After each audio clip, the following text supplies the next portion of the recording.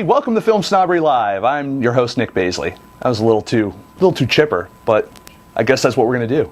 It's a great show. I'm excited. You can see the energy. The love's in the air. Why? Because I've got a fantastic guest on tonight. I'm really excited to share him with you. We're gonna take questions from the audience. We've got the chat room open. We've got people in here. It's very social in here tonight. It's a really great show. Positive energy, positive vibes. All right, enough of that bullshit. We got an awesome show. We're going to get down to some nitty-gritty. It's going to be really awesome. We got a person here that we're going to have on the show that I've been wanting to have on the show for a long time. He's called into the show back when we were back east in Massachusetts a couple of times. Very straight-talking fella. Also very successful. Another LA transplant like myself. And I'm looking forward to talking with him. His name is Miles Maker. We're going to talk about a few of the projects that he's done and is doing. We're going to talk a little bit about his work with this little movie called Pariah that he did a little bit, because I have some questions about that still. And then we're also going to talk a little bit about some movies that he's actually working on now. One of them is called SAFEWORD. That is just been optioned, and I'm really, really excited to hear some details about it and see what kind of that process is all about, and sharing that information with you guys and girls. And yeah, man, we've got a really good show planned for everyone. We've got a little bit of a clip. It's not even a clip. It's actually a short film that Mr. Miles Maker produced and directed. That we're going to show you guys as kind of our little lead-in to what we're doing. So why don't you guys stay tuned while we show you this. And when we come back, you're going to see me on the couch, sextra close to Mr. Miles Maker. See you in a moment.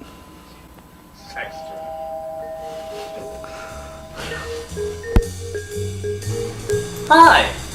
Welcome to Oz Hardware. How can I help you today? Well, we're looking for some paints for our love nest. First time homeowner. Yeah. Congratulations! Now, for such a special occasion, may I offer you our brand new line of extreme paints. Can't hurt to look. Okay. Great. Now, what kind of color palette are you looking for? Well, we decided to paint the whole house. So pretty much a shade for every room, okay? Right, okay. Well, how about something like this? Honey, what do you think? It's not quite what I had in mind, but I mean, it's a nice shade of brown. Yeah. I'm sorry, man, we don't sell brown. Well, what do you call this? Oh, this is feces.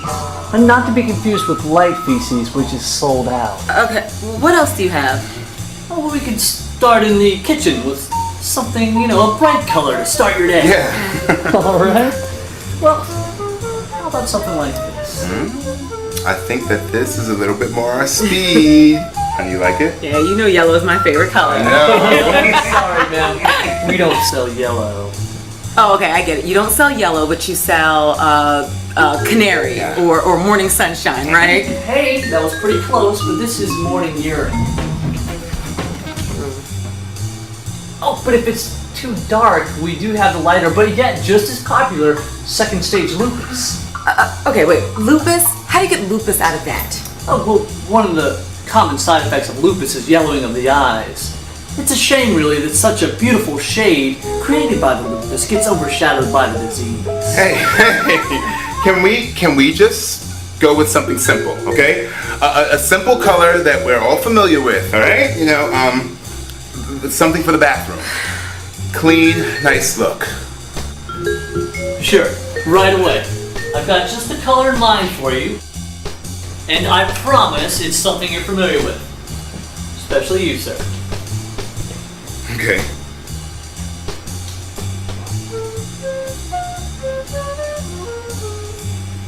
I love it. Huh? I love it. All right. I'm afraid to ask what it is. Very simple color, sir. Okay. We know it's not pink. Is it fuchsia? No. Dusty rose? No. Bubble. No. Then what is it? Giant. Okay, no, babe. No, wait a minute. Now, how about we do something for the bedroom? You know, there's always a shade for you in extreme paints, right? Wait, let me guess. Blood. Murder? Time of the month paint? Huh? Come on, honey, let's go to Home Depot. It's just... No, it's just... red.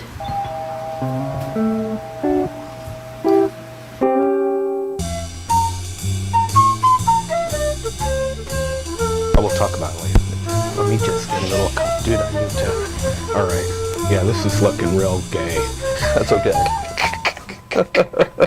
It can be gay. Hey everyone, and we're back, and this is Nic Baisley and Mr. Miles Maker. Yeah, how you doing? And we're having a really good, jolly old time here. You know, getting a little. This is like this is the FilmSnobbery casting couch. Welcome, this is tight. This is tight. This is good, huh? This is gonna be fun. So, all right. So how long have you been in LA now? Going on 2 years. June will be my second year. June is going to be your second year. Yeah. Damn, that's awesome. I'm coming up on the end of my first year. Dude, April it 1st. goes by so quick. It does, man. It does. And I mean, I've even been back home since then and came back. And yeah, it's been. So what has been the hardest thing for you since moving out here? The first year, I felt like it was all digging my feet in. And you almost feel like you're digging your feet in sand. And it really takes time to kind of make the rounds, get to know your way around town. Yeah. People were telling me before I got here, like, you have to make it your LA. LA isn't the same thing to everybody. You know where you go for pizza. You know where you have your meetings. You know.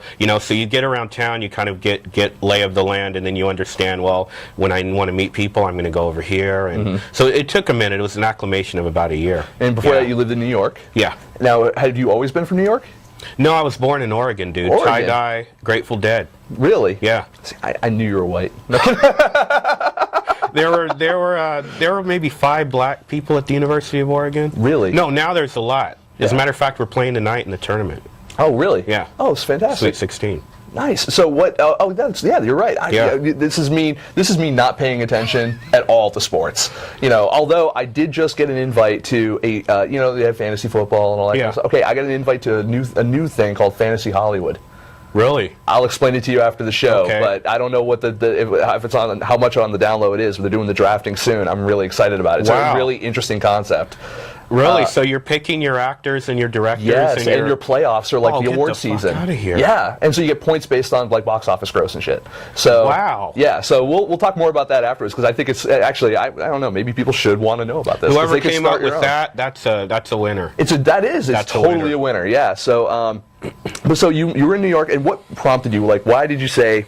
Because we had met at the Conversation.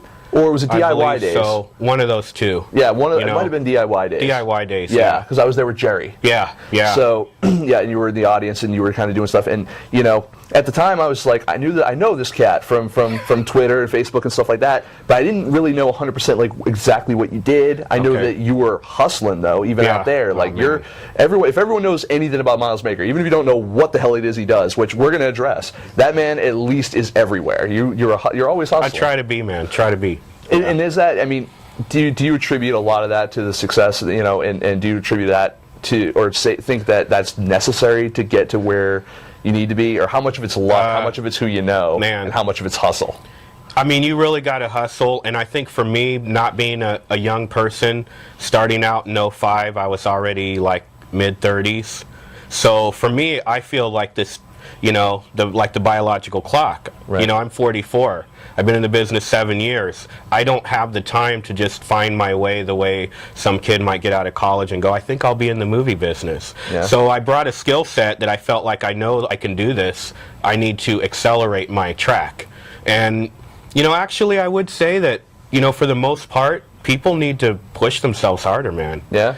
Coming out here, you see a lot of people here that you're in the weather, you're in the sun, you're going to the parties, you have a few celebrity friends, and you kind of feel like you've made it, but none of that accomplishment's yours. Yep. And if you just stop a minute and go, wow, what have I actually done, then that hunger kicks back in.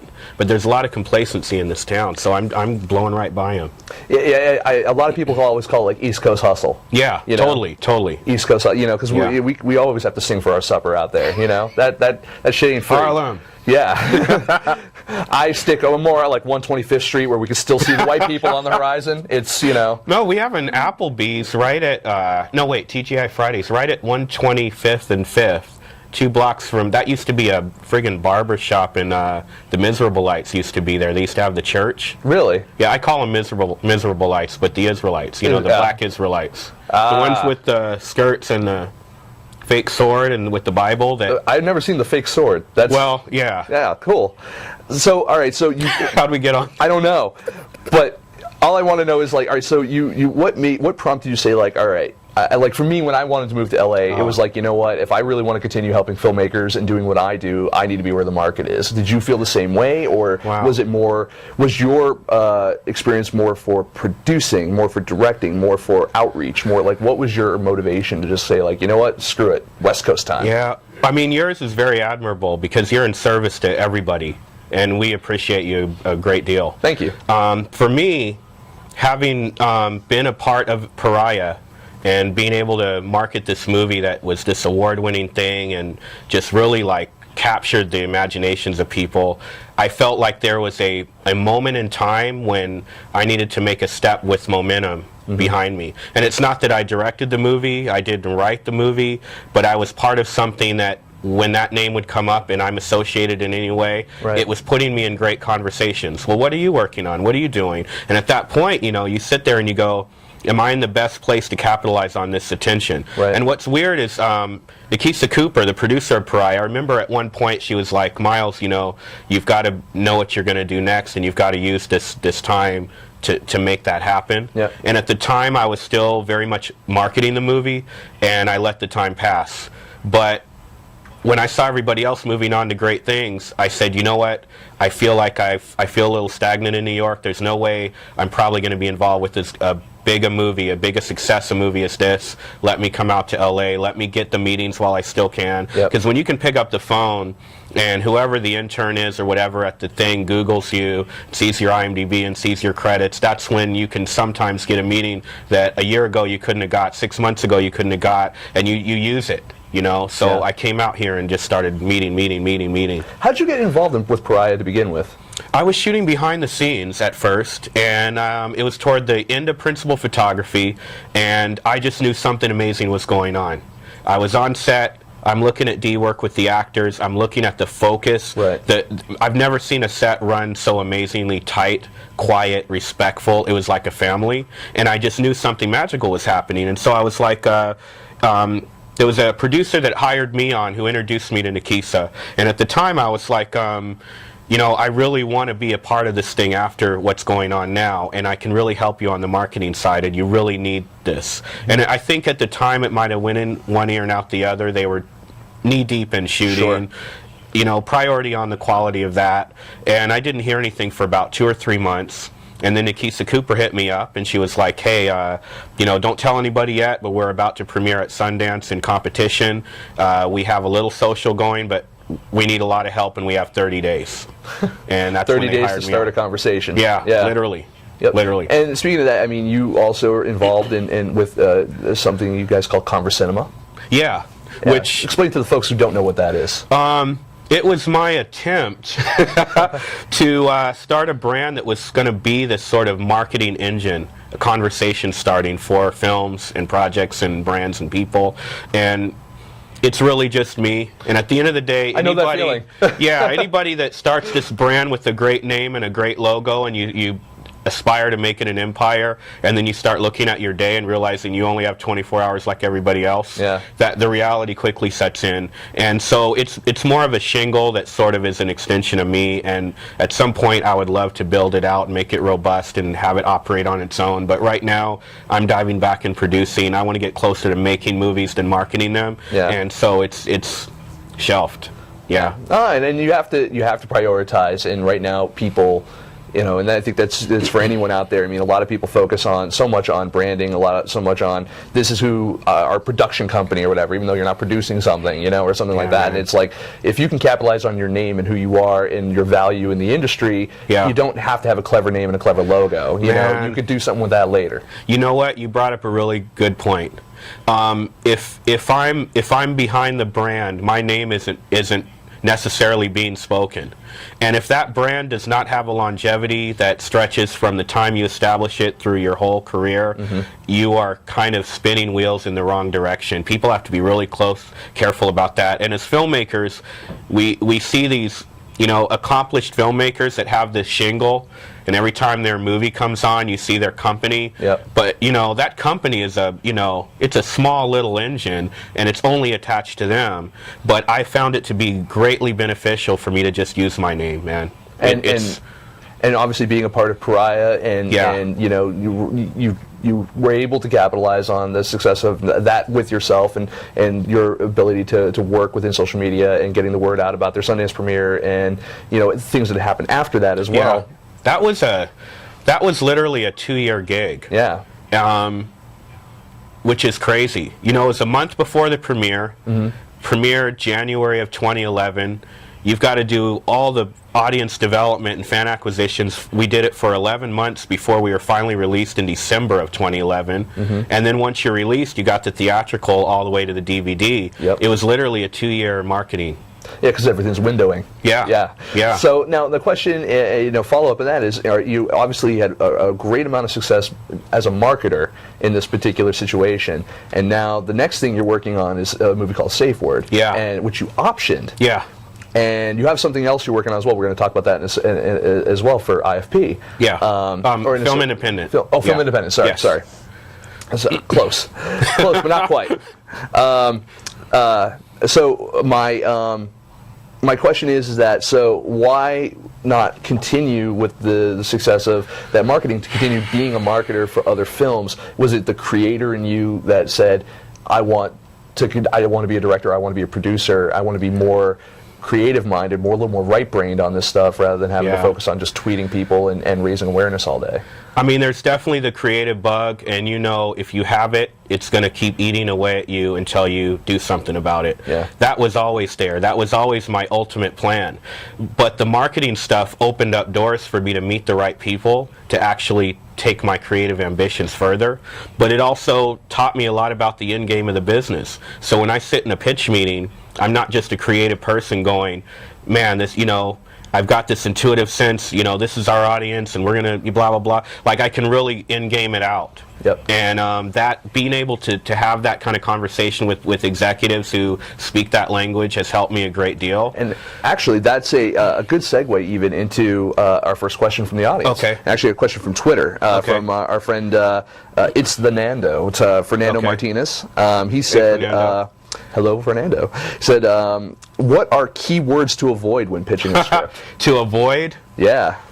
I'll tell you, if you don't understand the limitations of your movie, it might sound cool to sort of imply that this is everybody's film, but nobody believes it and nobody wants to hear it.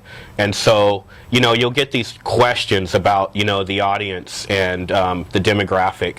And I guess it wouldn't be necessarily a word what you don't say, but people like to oversell. Yeah. And you need to come in realistic. You need to come realistic, and it needs to be relative to the budget. And there are certain things that totally make sense to that executive on the other side of the table. And in 5 or 10 minutes, they know that either you know what you're talking about or you don't, because they're in the trenches, they're seeing the numbers, they know what they're doing, and that's when they kind of tune out, actually. So I try to be very, very realistic about the expectations of a film, and if it exceeds it, great. You want to identify where the sort of the tertiary audiences are and how it can grow bigger than the core, but never go in acting like this is like the biggest thing that's ever going to happen. Everybody thinks that. Have you had a bad pitch meeting where you've kind of come out and be like, all right, lesson learned, of something, or have you, I mean, you can pay attention enough to kind of go in and know, I mean, I've shifted gears in a pitch meeting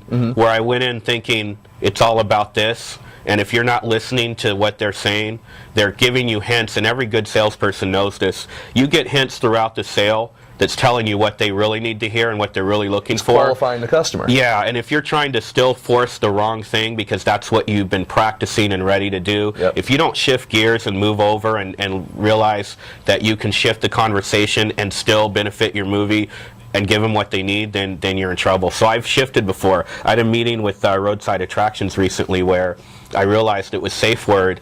He just wasn't getting past the knives and the cutting. Yeah. He loved the BDSM, wasn't getting past the knives and the cutting, and for part of the movie I'm sitting here still trying to explain how we're going to depict it and how we're going to soften it here, and it'll have an arc to it, and so when it really hits, it's impacting and kind of bringing the story to the front. And I finally realized, you know what, I need to tell him what the movie is really about. Let's stop talking about the knives and the cutting, and let's get into the real core and theme of the thing. And by the time the meeting was over, he was like, I'm going to read the script again.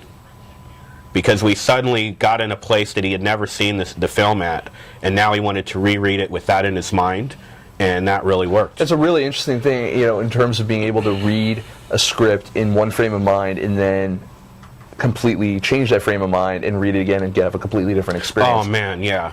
You've just recently, I mean, you're a script reading machine, you know, and we've got some questions related to that too. But so let's kind of say, like, you've read how many scripts now over the period of this past year? Since December of last year, in 100 days, I read 96 screenplays. 96 screenplays, all features? All features. All features. All right, so take that into consideration, folks. All right, now we have some questions related to that. Crazy. I can imagine. So, Zach Forsman says, I'd like to hear about Miles' process of soliciting screenplays, sifting through them all, as well as what you were looking for and anything about the process that surprised you.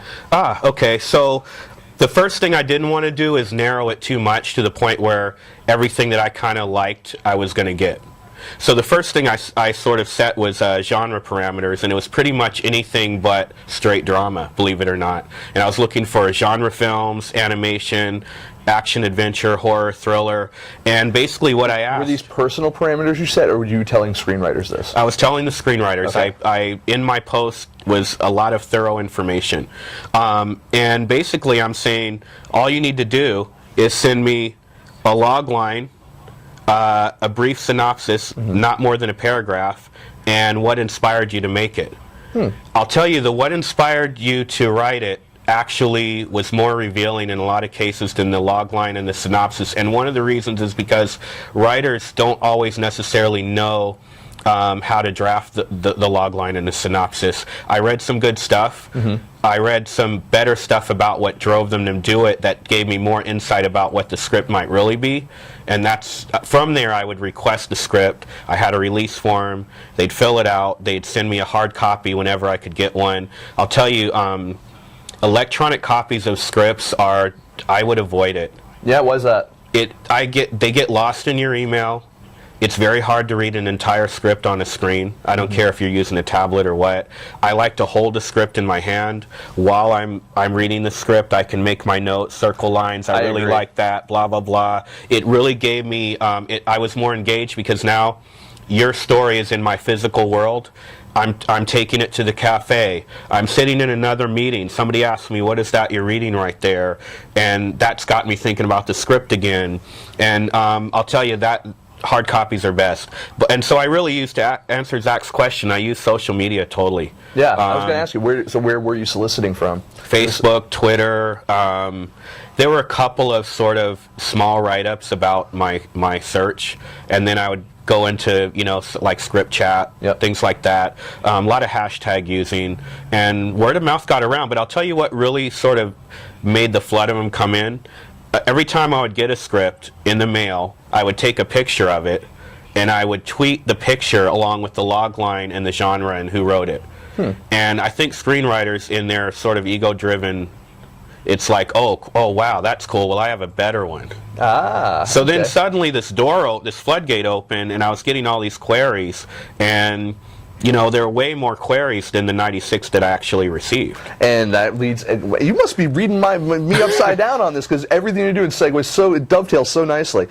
So Devin Watson has a question too. Okay. He says, do you keep a slush pile? And and it's kind of also another multi-part question. Do you keep a slush pile? Do you have anyone else reading for you? And do you have some kind of criteria that a script must meet for you personally to get you interested? I mean, now you talked about genre, you talked about that, but are there any other criteria that you look for that, from a personal perspective? So I'll answer that first. I'm a real character-driven dude, and there are stories I really get into that I may not have otherwise have ever found had it not been for a referral and me following a character into a world that I didn't think I was going to enjoy, and by the time I come out the other end, I'm like, that was really fucking good. Thank you for broadening my horizon of what I think I know about or like about movies. So I try not to restrict the story itself.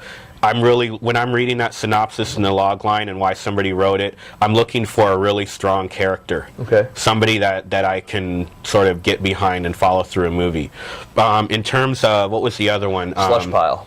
Oh man, it's more like a, I hate to say it this way, but it's like wading through shit. For every one good script, there's about 20 bad ones. I believe it. Like this is no joke, and I know a lot of writers feel that they're in a good place and their script is in a good place, but just like actors that walk into an audition and feel they killed the role and don't get a call back, you have no idea what other people are bringing in that audition room. Yeah. You're just your actor and yourself, and you know what you're bringing, and that might be good, but it may not be good enough.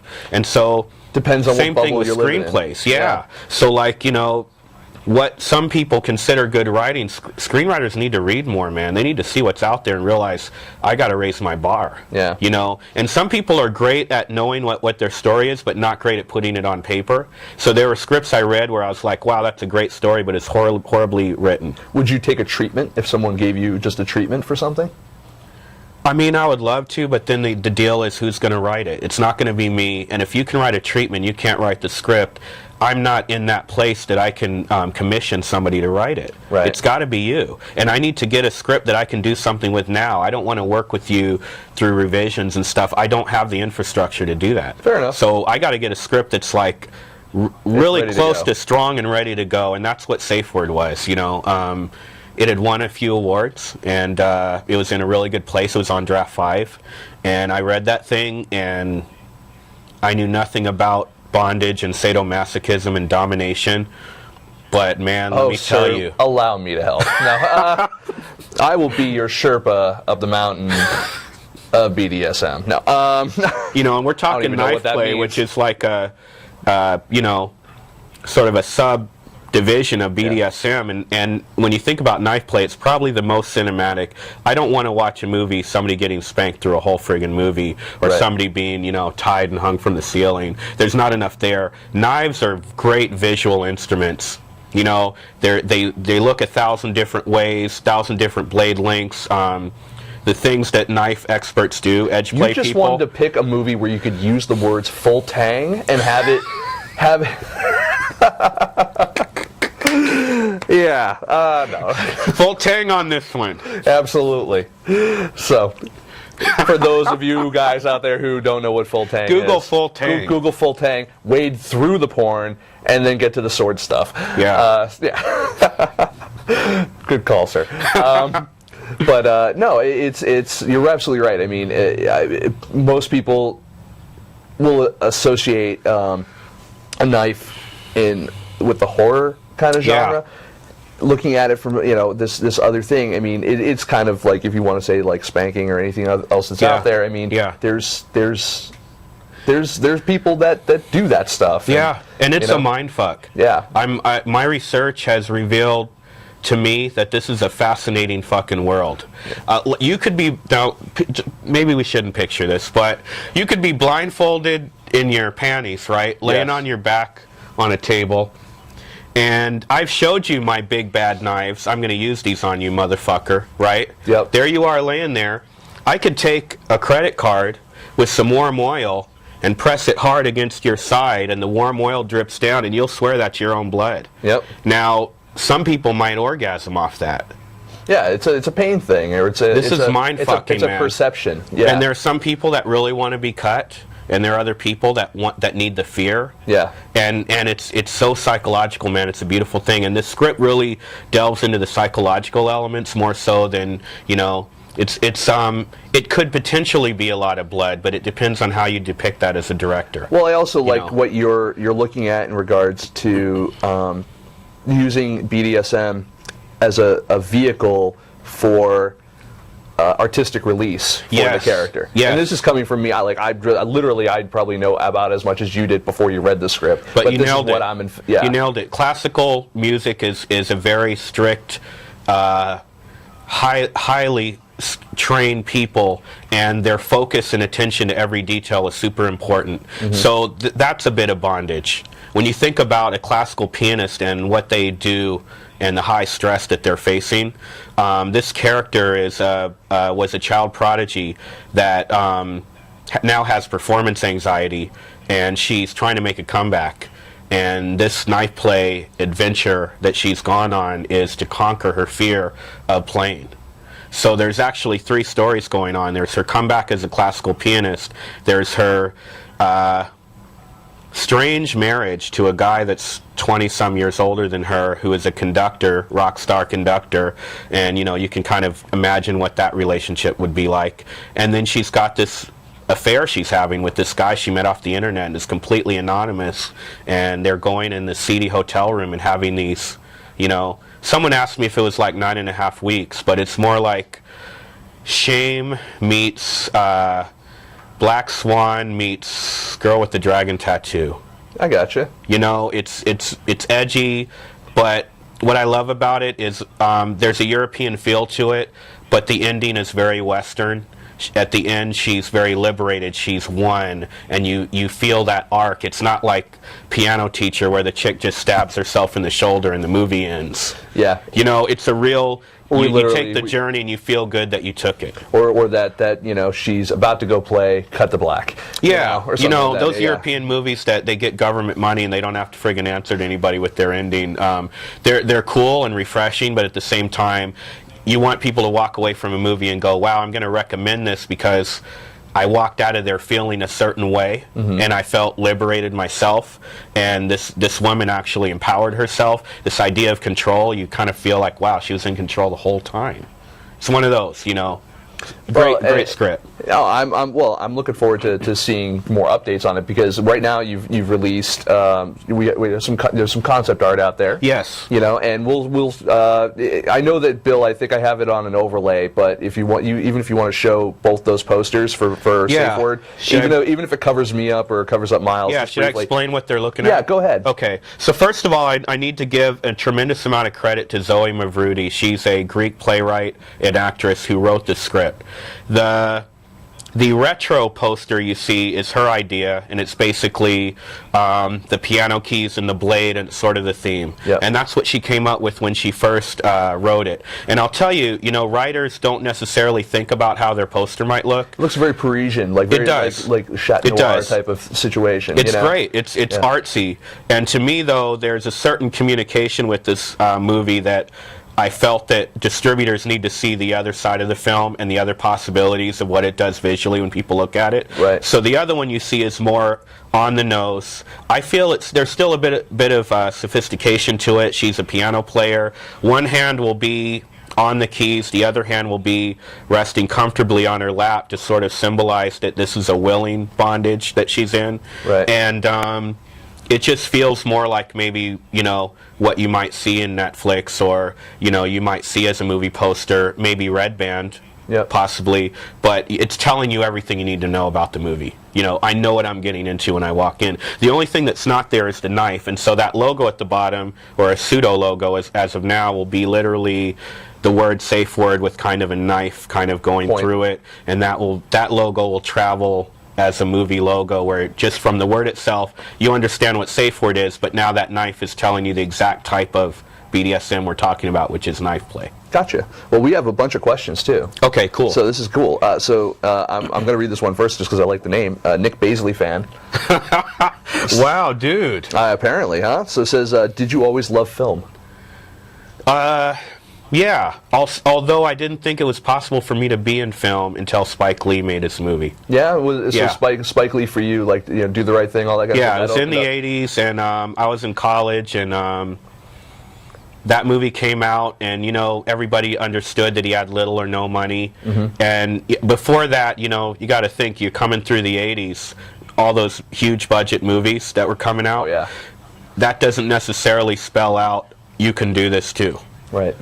And when he made his movie, I was like, oh shit, so I can come up with the story and kind of shoot it around my neighborhood or whatever and make a movie. I didn't act on that shit for a good 10, 15 years later.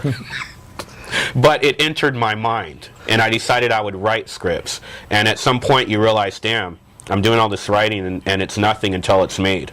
It's not like a novel, you can go ahead and publish it yourself. Right. It's like a screenplay. Who buys screenplays, So it took me down the road of just going, how do I figure out how to make these things? Right.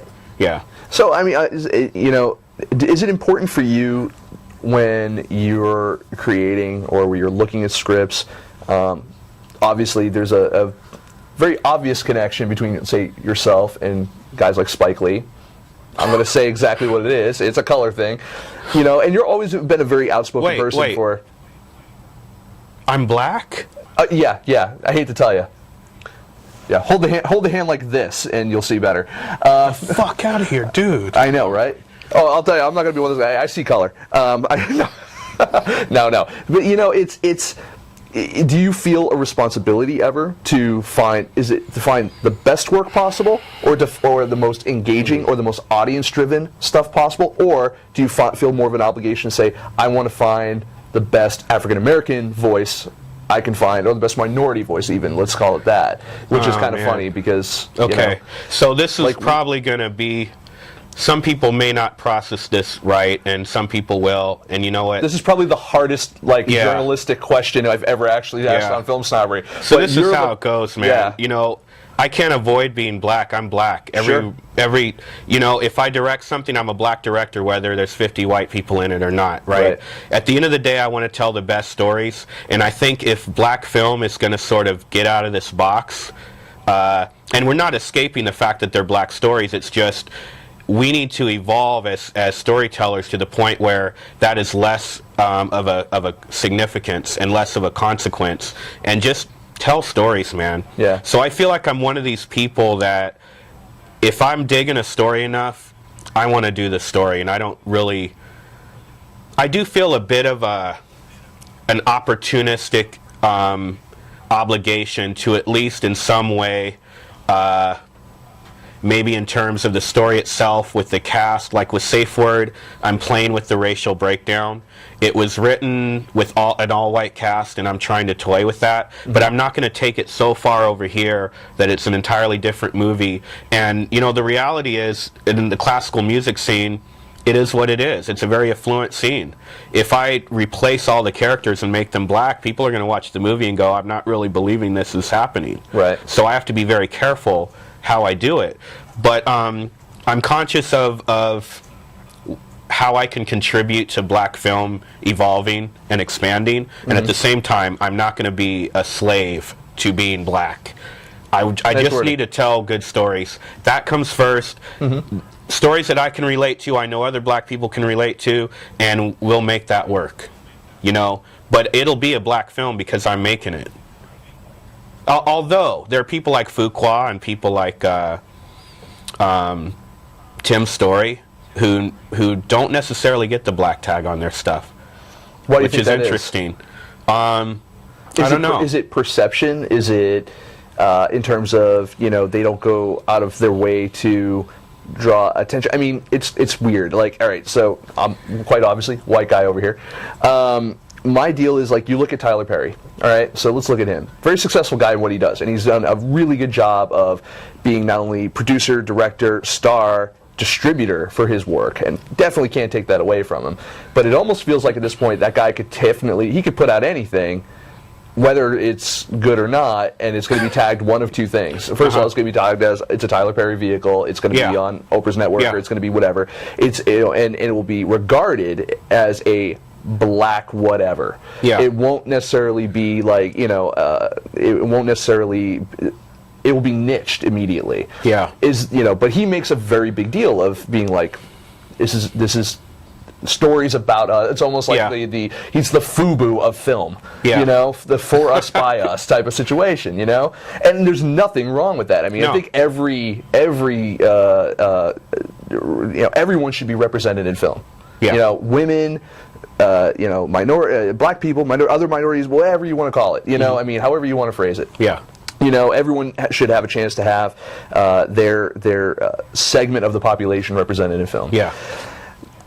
I do find it interesting, though, that it is African Americans primarily that get the stigma for one thing or another of that. And, you know, but guys like, you know, the gentleman that you mentioned don't necessarily. Is it because they just don't draw attention to it and it's just out there? It is what it is. You know, as creators. It's the nature of the story too. Like, there have been recent studies done, you know, on white people, where they say, okay, it's about time. Look at this trailer. Tell us if this is a black trailer or not. Or a black movie or not by the trailer. Or look at this poster and tell us if it's a black movie.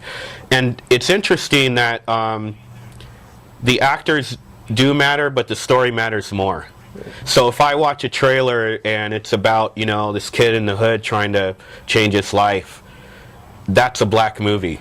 If it's Will Smith on a foreign planet nobody's seen before, and the only people in the movie seem to be black, is that a black movie? No, because Will Smith has transcended this world that we know black people live in. Right. And so I think it's the story world that dominates that, and then you're looking at the faces on the box. Now, a director, Tim Story is not as he doesn't put his face out there like you know, other directors do, and I think that maybe plays into it a little bit. And he's also done a lot of projects that don't have any black actors. I believe Fuqua, or is it F. Gary Gray, did Italian Job. I don't think there are any black people in that. Right. So somehow those are not black films. But I'll tell you what, I guess the question is, what's a black film first? Is it directed by, produced by? Does it mean that it has to have, you know, half the cast black? Is it thematic? Yeah. You know? At the end of the day, there are black awards that will still acknowledge those movies. So we have the NAACP awards, and we have like the oh god, I'm drawing a blank right now. The Black Reel Awards and some other ones where they will acknowledge some of those films that on the surface don't seem black, but there was enough black people involved in the making of it, they're going to give you an award or nominate you. And that said, right now you're in the process of producing a movie in conjunction with an organization that is, you know, if this is for Film Independent. Yeah. But all in conjunction with I forget what's the name of the organization again? Project Involve is right. program, a development incubator program, mentor program within Film Independent, and a number of shorts are being produced that PBS has an option for 3 years on. And the particular short that I got assigned to produce would fall probably as a black story, and it's a pastor's wife who is she's torn between supporting her husband who is a Baptist pastor at a protest against gay marriage, knowing her son is showing up to get married at that courthouse. The husband doesn't know. She's trying to figure out how to get out of that problem. And it's about 8 pages, really well written. We're locking down City Hall for 2 days, lane closure and the whole 9. Trailers for cast. Fantastic. This is really cool. It's my first production here. You're like it's a real movie. No, I mean it is. Albeit 8 pages, it is a real, like, I'm going through the motions, and I really wanted to do this to kind of, you know, pop my cherry here in town. I forget, and forgive me if I just forgot. Is it produce and direct, or just producing? I'm just producing. Franklin Genro, who is also a fellow, is directing. Derek Pete, a UCLA alum, wrote the script, and Antonio Cisneros is our DP. Fantastic. And yeah, really good shit. That's cool. I'm looking forward to that. I'm going to take a couple more questions. Okay. John Hoff. John, the Hoffman. The Hoffman. Yes, he's the Hoffmeister. Huge in Germany. The Hoff. What is the best way to create a brand, especially if you are the brand? Okay, so you know, 6 months, a year ago, I probably would have said something different, but I'm reaching this. I'm coming back around this curve when I got in this marketing thing, and I was championing social media and all this stuff, and you understand the power of it. And at the same time, we're in a world now and in a situation on platforms, there's a lot of fatigue on platforms. And the bottom line is, if you don't have anything unique and original to share that nobody else can share, because I'll tell you, a lot of people are just moving around shit that you could have found somewhere else. Yeah. I just happen to share the link first. Like that'll wear you out, man. Well, I mean, like, you look at what I do for a living. I basically sit around all day receiving in emails press releases, and I get all this. And you know, I'm not the only one who gets them. You know, so the problem is, if Slash Film gets it first, or Ain't It Cool News, or Latino Review, or whatever it is, I'm done. I can't use that information because everyone's going to get it before I do. Yeah. And there's a value to sort of. There's a brand value to being valuable, which means I'm sharing information and resources, and I'm inspirational and motivational. Yeah. But if you're really branding yourself in the movie business, you need to focus on making shit. Yeah. get off Facebook and Twitter so much. Wean yourself off and make shit, because the shit you're making is the unique, original shit. Yep. Nobody else can share. It is yours, and you are branding yourself with every one of those pieces of art that you are sharing. And it will increase overall your social media reach anyway, because a lot of it is it's interpersonal communication. The people you're meeting, you're handing out cards, you're doing what you're doing. It's hustle. Yeah. You know, it kind of goes back to what we were talking about before. I mean, and you know, I make shit, man. I was in sales a long time ago, and one of the biggest things I learned from doing that was like you can't sell a car online. You know, in terms of like you know, if you're a car dealership, it's one thing if you're selling it on Craigslist, but or eBay. But if you want to sell a car online, you tell them about the car, you create a relationship, then tell them why don't you come on down, we'll talk about it. It's the bottom line. And look at people like, Tarantino or Ang Lee or whatever. These people have huge fan bases. Are they worried about talking to them on Twitter and Facebook? No. They're making shit. Yep. You make shit, your fans will find you. However they have to find you, they're going to fucking find you. Yeah. You don't have to work so hard to be found. Look at me. I'm talking about the shit I'm doing today. Like, we're all getting a little bit obsessed with the need to do it because it's being forced down our throat. But now I'm going on Twitter and Facebook and I'm seeing posts like, should filmmakers know coding because of transmedia? So we're just getting stretched out doing a million things, right? Make a good fucking movie. Focus on that, right?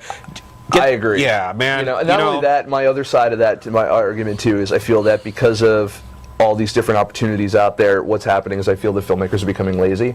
I feel that, they're like, well, someone else will take care of that job for me, or someone else, or there's software to do this for me, or there's, another way around this. And I think that, and I see it a lot at film schools too, like I feel that the art of making a movie, producing a movie, pitching, everything involved in all these different aspects has been lost to, it's lost a lot of the personal aspect. Like film is no longer personal to people. The story might be, but technology making it so easy, and the even outreach and stuff to if I want to watch people watch, I'll throw it up on Vimeo, throw it up on YouTube, or I'll go to digital submit to a film festival, or I'll I feel that there's a lack of tactile feel to not just film grain. I'm not talking about film as a physical medium, but I mean there's a little bit of people use excuses.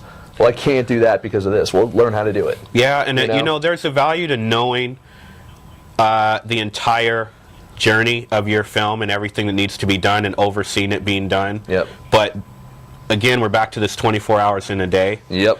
And so at the end of the day, and a damn good producer, if you're going to call yourself a producer, then you better be able to win people onto the team that can do this shit. Amazing people that can do it 10 times better than you could have. And now your time's freed up to focus on the thing that nobody else on your team does that you do. You got to be able to know the job well enough to know they're doing their job right. Yeah. But aside from that, you need to be able to delegate and trust that they're going to do their job right. Yeah. Yeah. We have more questions. Okay. And just real quick, you just brought up this physical thing again. Yeah. The same thing I was talking about, the script. Yes. There are a lot of filmmakers online feeling like spending massive hours online doing their thing is somehow branding themselves. Right. And that it's just not enough. And that's why you have this empty feeling like every day, man, I've got to check my tweets, I've got to retweet whoever, I've got to, and it just feels like you're never doing enough in the social media, and you aren't, because that's not the full game. That's just one element of this thing, Yeah. No, I agree. Yeah, we've got to wean ourselves and get back to putting a lot of time and attention to creating shit. Well, because AFI, AFM, Cannes, Sundance, Toronto, Tribeca, they don't give a shit how many followers you have on Twitter. They really don't. That's not the way they're looking. They're looking at the work. They're looking at, And another good, Dee Reese, writer-director of Pariah, is not on Facebook or Twitter. You will not find her on social media at all. Well, why? She's busy making stuff.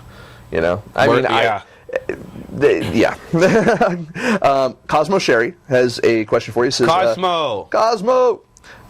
What was Miles' favorite sales job, and how much of his success do you attribute to your sales background? No, I attribute a lot of it because when you can sell, you can talk to people, you can talk to people the way you need to talk to people, you can read the signs, the body language, it's all, everything we do is selling, right? Yep. And the sales process doesn't change. No. That's the funny part. It really doesn't. No. No, so let me think. The favorite job. It's easier for me to tell you the job that I didn't like the most. And I actually did this for 2 weeks. I worked as a phone sex operator. Really? And I made a shitload of money, but you know, a few days in, I knew that I you know, my days were numbered, and I kept saying, let me just get through this week and get these commissions. Let me get through one more week. And even though the commissions were really good, I just couldn't keep doing it. Would you drop it down to like a? Would you drop the vocal down? Man, it was crazy. I can imagine. We literally, I'll tell you, Did you the go all learning. Luther Vandross on him? You were like, No, hey there, lady. the learning experience was that we created characters, and so, you know, you'd be in your cubicle and you'd have these characters, and each of them have a name and all the description, who they are, what they like, what they don't like, and so. When you're good at it, you have people calling back for that character. Oh, wow. That's when you're getting your money, because you're keeping them on the phone and you're making them call back again and again. And it taught me a lot about just sort of how to sort of be a personality chameleon, because you're going to get in some rooms and you're going to have a different demeanor and give off a different energy than another room where you might walk in and actually crack a joke at, you know, the picture on the desk, and that exec's going to start laughing with you. Yep. It's just you've got to be a bit of a chameleon. So I hated the job, but I actually learned the most probably from that job, and it was selling something I totally never wanted to sell, which was my ass. And even though, you know, I didn't actually have to physically sell my ass, right. I'm selling my ass on the phone. These are not women calling. Yeah. I only spoke to a woman once, and the crazy thing about that is I was so excited to be speaking to a woman that I really manhandled her on the phone to the point that she freaked out and hung up. Oh, wow. It was crazy. Why are we talking about this? Because it's sales. I Yeah. agree. Look, I mean, I agree with you. I mean, I sold cars. I've worked. I mean, No, I've tough, worked. You know, tough. that's a totally. When literally a boss walks up to you and hands you a freaking phone book and says, "Start calling." Yeah. You know. No. Oh, dude, the memories of that. But you know, I mean, what that does for you though is that makes you unafraid to talk to anybody, and Yes. that's what you need in especially the entertainment industry. Yeah. You need to be able to pick up a phone, and you got to be able to talk just as concisely, clearly, and with confidence to you or Harvey Weinstein or Yeah. to Spike Lee. And it's improv. It is. People that feel like I'm going to prepare for my pitch, they're the ones that get fucked up, because you walk in and it never never goes happens the way you thought. Yeah. You're never going to get to say all the shit you thought you were, and really you're a DJ of all this shit that you really need to get in, and you're weaving it in here and there, but you know it all. Yep. And you're improving your way through what they want to talk about too. Yeah, and, You know? and that's actually really important. Is if you find out what they're passionate about, and you can tailor your pitch to their energy. Yeah. Like it goes so much easier. Yeah, You know. totally. So Zach Forsman has another question. Horseman, Down and Dangerous, Phoenix Film Festival, April 5 to 7, world premiere. World premiere. World premiere. Damn right. So we got to Sorry. drop Favor as well then. Favorite Paul Osborne's Yeah, favorite. You still mean? have not. I've been here 2 years. Have not met this dude. Really? Not met Oh him. Jesus. No. Well, yeah, Paul Osborne, director of Official Rejection. Yeah. You know, seminal, like that is like that should be viewed Yeah. everywhere. I saw Favor, the trailer. I can't wait to see the movie. I'll be covering Phoenix for FilmSnobbery. Yeah, that's happening. Exclusive. Yes. Lock that in. That's right. I think I just came in my pants. I gotta tell you, that's how Wait, is excited there I am. there's no fluffer? No. No, Okay. no. Well, you know, it's the voice. No, no. What do you do? As he goes like this. As I go like this, now I'm all sweaty now, but that's just me naturally. Fat people sweat people. That's how it works. So yeah, once you select a script, what else do you package with it before putting it in front of people? Oh, that's some good shit. And I don't know how much time we have, but I'll make give you it as real much. It's the quick. internet. I'll give you as much time as you need. It's my There are a show, lot bitch. of different ways. You know, they say different ways to skin a cat. There's a lot of different ways to package, and every script is unique. So at the beginning, you're looking at the thing, and you're trying to figure out how you're going to put wheels on this car. Like, in what order should things fall into place? Do name actors immediately jump out at you? And even if they do, is it the right thing to reach out to those name actors first? Or is there another momentum that you need to have going with the thing? So there's a strategy that you need to really conceive that's really about a step 1 to step 10 thing. And that by the time you hit step 10, this thing is packaged and in the right order that allowed other things to fall into place, that now you're completely ready to just go, motherfucker, are you giving me the money or not? Yep. But it's a delicate, it's a game that I can't say that I've mastered, but I understand the nuances of the game. And with SAFEWORD in particular, I'm attaching another producer that is going to open up the door to some of our, grant orgs and institutional type monies, possibly, as well as private equity, which I don't really know people with money. Neither do I. So, once you attaching that do, producer, let me know. yeah, I mean, there's things I feel that I could do alone, Right. and everyone has to understand their limitations and go, well, yeah, I'm a producer of this movie, but I'm not the only producer, and I need a couple other producers that do these things really well that I don't fucking do. Yeah. And this is going to give this thing legs so we can walk. So, I'll actually make somewhat of an announcement. Oh, can I do that? You can. The camera's on, sir. It's all on Okay, you. so barring a breakdown in negotiations and no signature on the page where it's supposed to be, I am proud to say that Nikisa Cooper, producer of Pariah, has read the script and she wants to produce this movie with me. Fantastic. She's got a lot on her plate. Bolo, which is Dee Reese's next movie, is going to be shot at some point down south. So that's obviously a priority, and I'm willing to sit tight because that's the best producer I know, and arguably the best micro-budget producer that exists anywhere, having won the John Cassavetes, recognized by Hollywood Reporter. Like, she is a pure producer. So it's someone the worth chick waiting does for. not fuck around. Yep. And so there's nobody that I would trust more, having worked with her on Pariah, knowing her work ethic, knowing her passion and commitment to getting something done at a high level. That's who I want. 100% natural producer. I thought you were going to say something else. I'm like, oh, shit. 100% natural. 100% Yes. natural producer. Good stuff. And Zach has a follow-up question, actually. Okay. He says, what are the critical pieces of the package to have in place? Okay, so talent's big. Although, I'm going to put this out there. Your international sales agent is your most important person to attach. That is your best friend. Is that because of the pre-sales? It is, but even if you're not in a pre-sale situation, when I'm approaching a talent agency as Miles Maker, who the fuck are you? Right. Right? Oh, well, but wait, there's an international sales agency that we know that has sold movies around the world, and they've actually obviously vetted the thing because they've attached themselves. They're doing the foreign valuations. Now that means we need to have a look at this script, really. And you calling us wanting Ethan Hawke actually might make sense. Yes.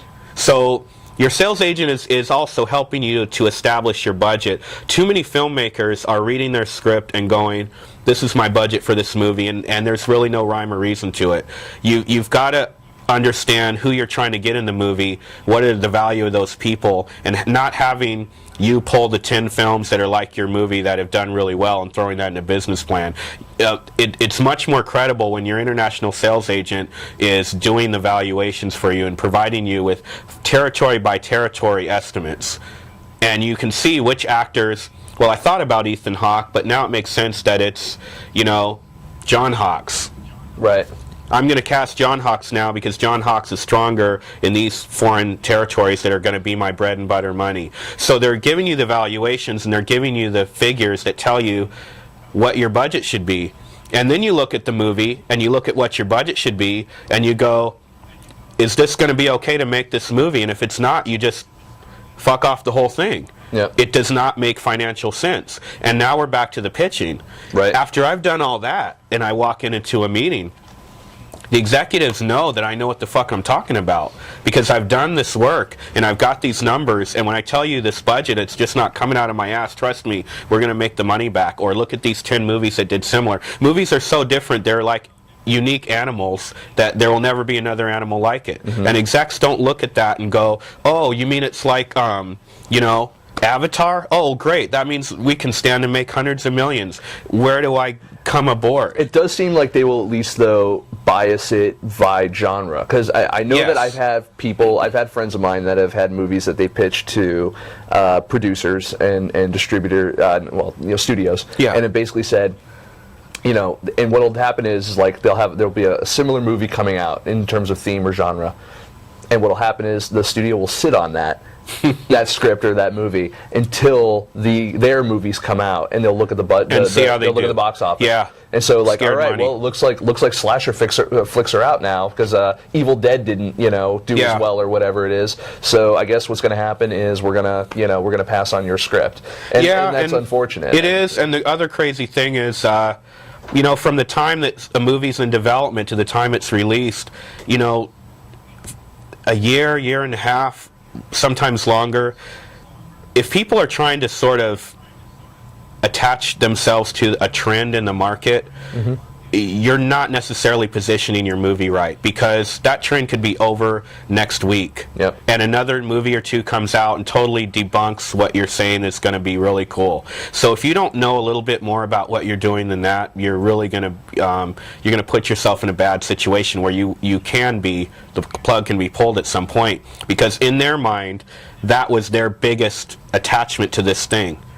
So it needs to be more than that, and it needs to be something that doesn't go away, that sits in their brain, that they are committed to seeing that thing through with you. And if they're not, you're going to keep having people fall in and out of your project, and we see that all the time with filmmakers, because they're actually not pitching the right thing about the movie, Yeah. And it really, we think that executives need to see, all about the money. But all about the money can make or break you, and in some situations it can break you if it's all about the money, and they no longer feel bullish about the money.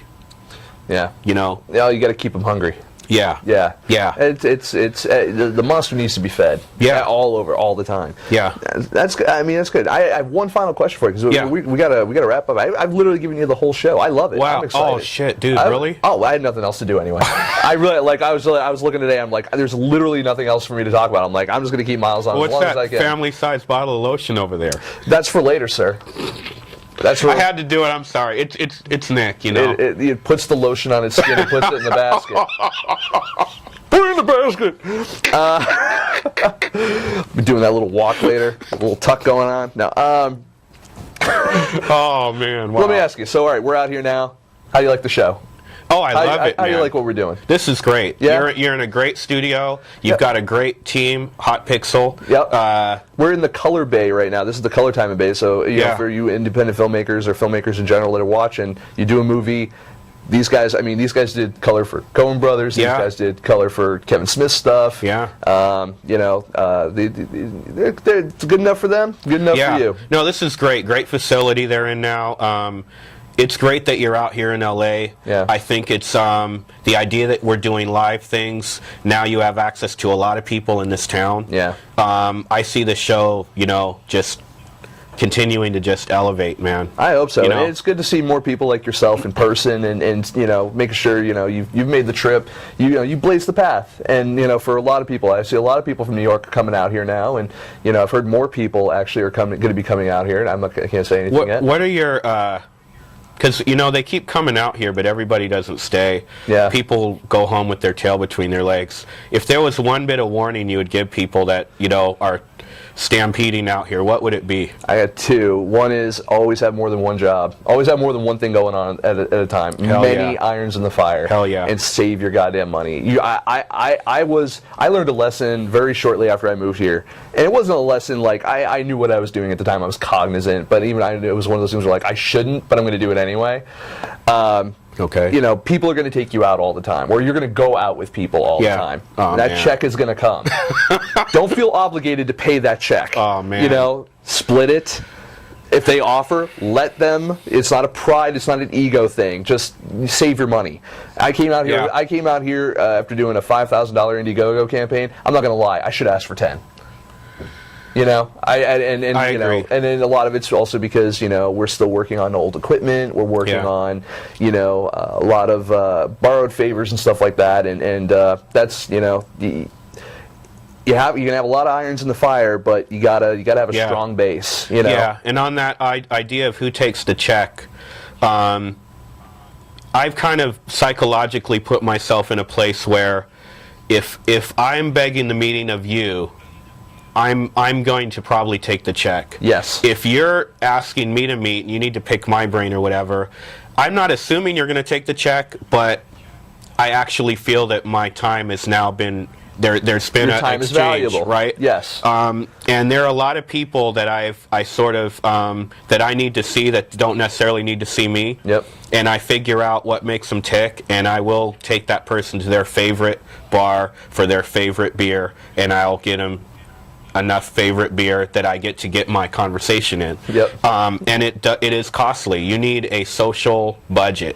here. You definitely, because everything here runs on coffee or coffee or beer, everything. Yeah. And, and to be prepared, I mean, I'm from Massachusetts, so Boston. You're from New York, or you're by way of New York, so you have the same thing. But you can't leave your house here without spending money. Oh, man. You literally, and it's whether it's parking, we don't have tolls really here or anything like that. Like if we were traveling down like New Jersey or something. Yeah. But here you have more of it's gas, it's parking, it's valet, coffee, even one beer. I mean, one beer you're looking, beer or mixed drink, you're looking anywhere from like minimum $6 to upwards of like $12. And on that note, when you consider travel time, you really have to start looking at your meetings and going, is it imperative that we sit 5 feet away from each other with a table in between or whatever and talk, or should we actually have a phone conference or Skype?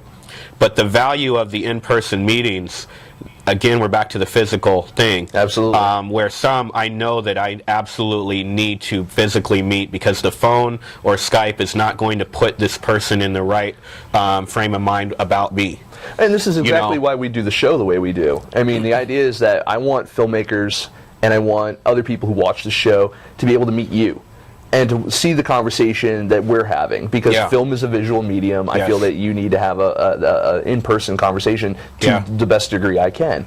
So, people see you, they see, your qualifications. They can go to IMDb and they can read about you. It's another thing to hear it come out of your mouth and to see your demeanor and to see how it works. Yeah. So it's it builds trust. It builds relationship. It it puts a face to the name, because sometimes people, maybe people are just you see your Twitter, your Facebook, and it's just like Black Power, but maybe they feel that way. Maybe they feel that way. Wow. But they see you in person and it's like, he's a smooth motherfucker. Let me tell you. It's like, and the other thing, I've seen people with an avatar that's friggin' 10 years old. When you finally meet them, you barely even realize it's them. Yeah. That was you on your best day of your life, and you're never going to look that good again. And you're using that avatar, you're riding that sucker in the ground. I still use baby pictures. That's why. I mean, that's it for me. You know. And that's not just women. That's men are doing it too. Oh yeah. I met Mark Stolaroff.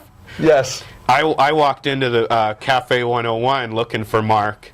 And that picture is not Mark now. No. And we laughed about it. He was like, yeah, that's like 10 years old or something. Yeah. But, it was funny, Yeah, well, and you get it. I mean, this is, unfortunately, it's also an industry of, like, you want to put your best foot forward and all that kind of stuff. It's, and also get new headshots, man. New headshots. But also, someone like Mark, like, I don't think he's even just cognizant of, I had to pick something that was on my computer No at the budget time. film school, by the way. That's Mark Stolaroff. Yeah. Yep. And actually, we're going to be doing some work together. Are you really? Yeah. I want to go to there, as they say. Yeah. Cool. I'm looking forward to hearing more about that. Can you talk about it yet, or?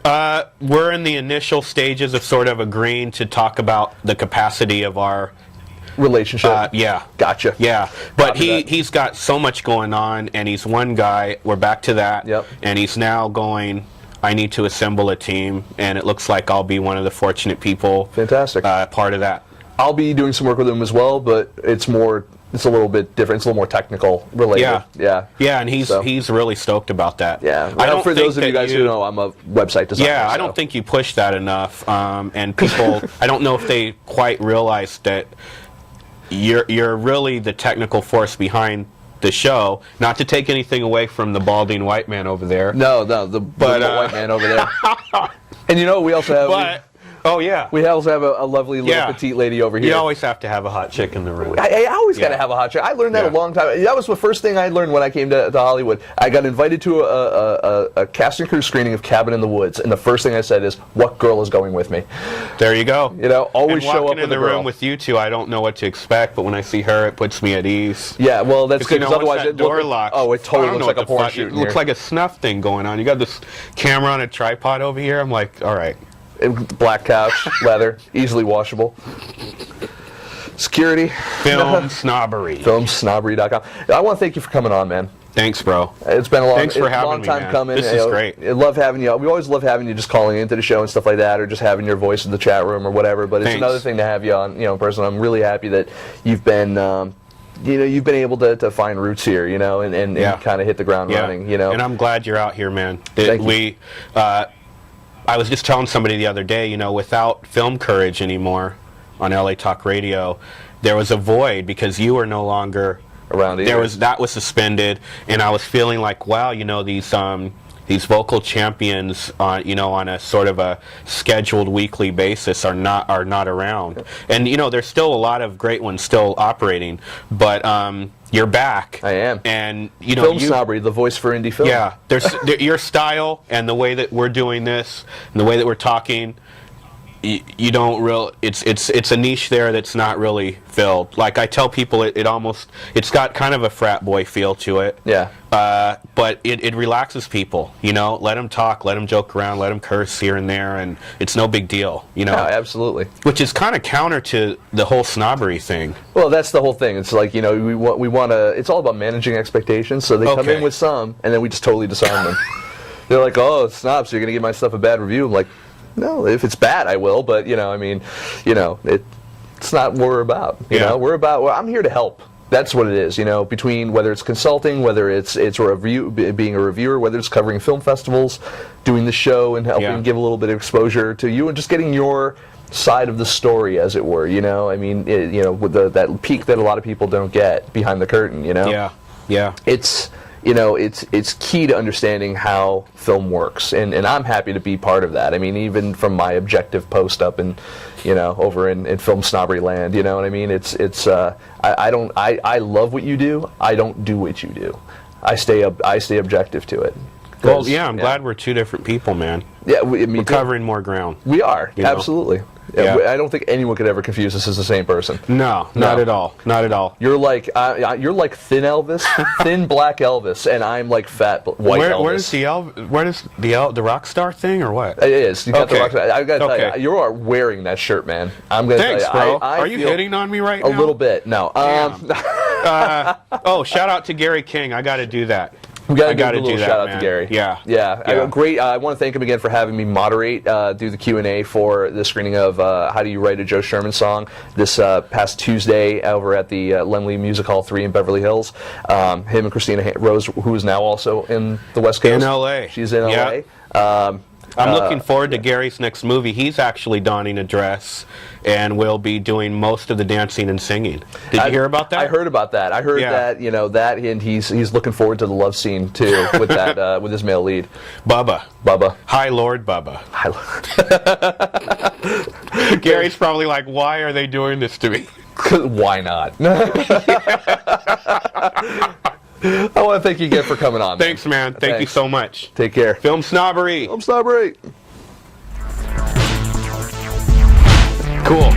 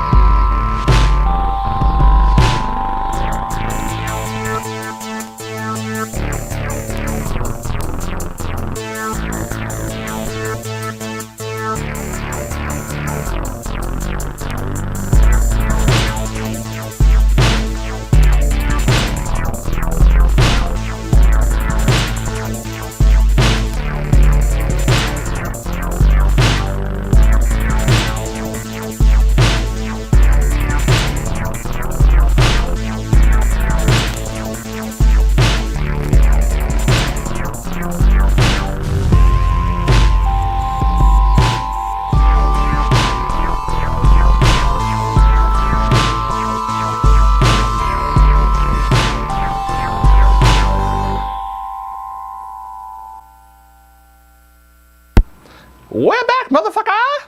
All right, so That was a fantastic interview. I'm actually really happy. So I'm in a good mood now, jolly even. So much so that I'm going to tell you where else you can see us, because we're going to be kind of traveling around. Obviously, Miles is going to be covering the Phoenix Film Festival for us. I'm really happy about that. But you can see me live and in person this weekend in Anaheim at WonderCon. I'm going to be around. I'm actually going to be talking about and handing these little babies out here, these little bookmarks for the Geeky Awards. And it's going to be really cool. Now, the Geeky Awards, we've already talked about. You can they have their submissions open right now. They're open until April 31st and April 30th, April 1st, April, what is it? April 30th? Okay, April 30th. And, if you are at all, if you consider yourself geeky at all, we've probably got a category for you. So don't hesitate if you got a short film, a web series, a trailer, a comic book, a graphic novel, whatever it is. If you are a cosplay person, if you design toys, if you do tabletop games, if you are a person who owns a kind of a geeky retail store, like a comic book store or a craft store, or if you are a craft person yourself and you do kind of cool geeky stuff, submit. There's a category for everybody. So get on that. You go to thegeekyawards.com and you can submit today. Really cool. There's going to be an award show. I'm a judge. I'm going to be walking around. I'm going to be silently judging all of you at WonderCon, whether you're in the thing or not. I'm a film critic. That's what happens. You just get judged. Yes. So there's that. And then also, I believe I'll be going to, we're still working out all the details, I may be spending a day over at NAB, the National Association of Broadcasters, convention over in Las Vegas, so I should be there as well. We've got some other stuff coming up in the near future that we'll be talking about. There's a seminar that's going to be happening at the end of April as well that I'll be a part of, that I'm going to start plugging as soon as I've been told I can. But keep an eye out for it, because it's going to be fan-friggin-tastic. I know, because I'm helping program the damn thing, and I'm really looking forward to seeing all of you at that once the official announcement is out. So, all of that said, we had a fantastic show. I'm absolutely thrilled. One last plug, just before I forget. My good friend and ex-co-host Jerry Cavallero wanted me to go ahead and plug out for you guys the Orlando Film Festival. The Orlando Film Festival call for entries start, I believe, April 1st. Hopefully Jerry will correct me in the chat room if I'm incorrect. But you can go to, there's a link. Jerry will probably put it in the chat room because I don't remember. It's a bit.ly link. Yeah, it's April 1st. Great. I'm getting all confirmations and stuff. Here's a cool thing about the Orlando Film Festival. It's in Orlando, number one, and Orlando's a very fun town. I've been there for, I think I went there 2 years, 3 years, something like that. Jerry's been there several years. The cool thing is that we also even did a documentary about the Orlando Film Festival. So if you're wondering what kind of time am I going to expect when I go to the Orlando Film Festival, all you got to do is just go to nandjgetoff.com and you can watch the documentary of Jerry and I road tripping from New York all the way to Orlando and actually enjoying and doing all the stuff that we're doing in Orlando, and that'll give you the best experience of what you can expect as a filmmaker in Orlando. So all right, and I'm getting other plugs. Yes, I do have one other plug as well. Orlando Film Festival will do that. Obviously, we want to give a shout out to one of our oldest, or they are our oldest sponsor, Sony. Sony Creative Digital, Sony Creative Software. They have their new Vegas Pro 12. I'm a huge fan of Vegas because it's what I learned to edit on, but for another reason too. Vegas Pro comes bundled with DVD Architect, and DVD Architect is actually really good for mastering Blu-rays. And I've been seeing a lot of people recently who've been like, oh, I'm having issue making, transition from my Final Cut, picture lock over to this, or I'm having trouble, migrating this from that and creating my final Blu-ray master.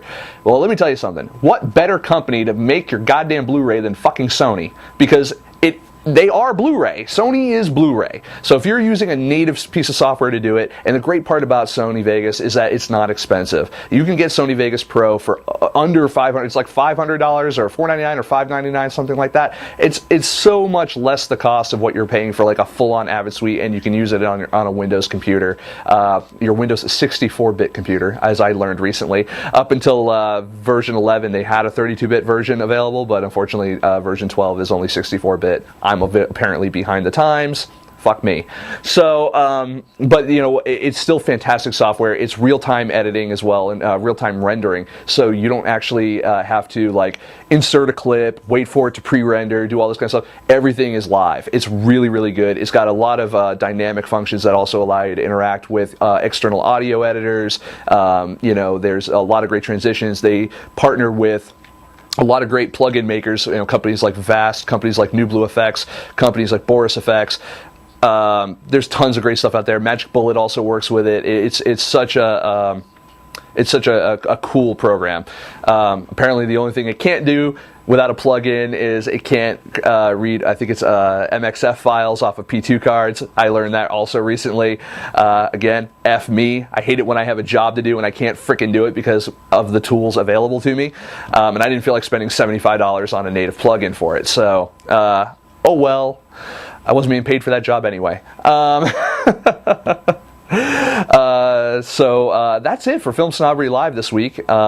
I want to thank our guest, Miles Maker. I want to thank the people who work on this show, Bill and Amy. I want to thank our audience who've given us some fantastic questions, people like John Hoff, Cosmo Sherry, and Zach Forsman. I want to thank Nando for throwing out your question on Twitter, and I want to thank everyone who has been following us. If you do want to continue to follow us every week, please go to twitter.com/filmsnobbery or facebook.com/filmsnobbery. Basically, insert your favorite social media platform here /filmsnobbery. That's where you can get us, or you can just get us every single day, every minute over at filmsnobbery.com. We have a veritable master class of fucking interviews up there. We have over 200 and change interviews, not including episodes of Film Snobbery Live, that we are quickly approaching our 100th episode of. Woo! All right, so here's the deal. We have our as we're counting down to our 100th episode, I'm going to give you guys, you don't even have a graphic for this, but I'm just going to give you guys a quick tease for it now. Here's our guest for our 100th episode. This is what's happening. You guys a fan? You guys a fan of Super Troopers? You guys a fan of a little group, a comedy troupe by the name of Broken Lizard? Yeah, guess what, guys? We're having Jay Chandrasekhar on the show. That's right. Yeah. Golf clap, motherfucker. That's right. Yeah, that's happening. So if you guys have always had questions, about independent film, but also making that transition from independent film, what they did with Puddle Cruiser, over to something like Super Troopers, and then all the other movies they've made, on there, and also, directing for TV is another great thing. Jay is huge in TV. You're going to have an opportunity to ask those questions on our 100th episode. But that doesn't mean that we're slacking off and giving you shitty episodes all the way up until then. Our guest for next week is Fandor's own Liz Ogilvy. She's going to come on the show, and she's going to talk about what Fandor does, and we're probably going to get into a great discussion about digital distribution, and I'm really looking forward to that as well. I was actually on a panel with Liz recently at the Idlewild Film Festival, had a great time, and it was, and I actually met up with her recently, probably about a month or so ago, maybe a little less, and we had a great conversation as well. She's got a fantastic background. I'm really looking forward to kind of sharing more information with you guys about that. That's it for this episode of Film Snobbery Live. Again, thank you, everyone. We'll see you next week. Good night.